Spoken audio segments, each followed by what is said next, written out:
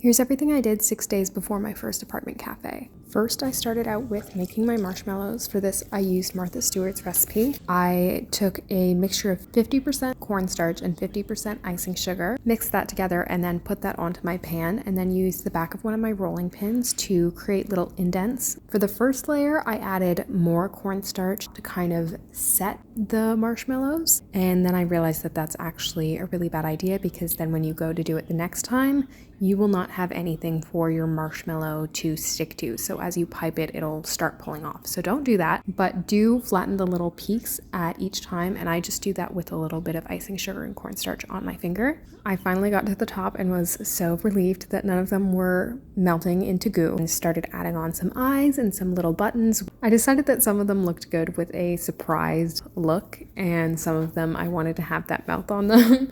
So I made each one different. And then I went on and added their little noses, which is my favorite part. I had some black still left over, so I decided to put some top hats on them. And then the next thing that I did was I made a tree. So I got this styrofoam cone. I put on a little glob of glue on each little piece of tissue paper, put that all the way around the tree.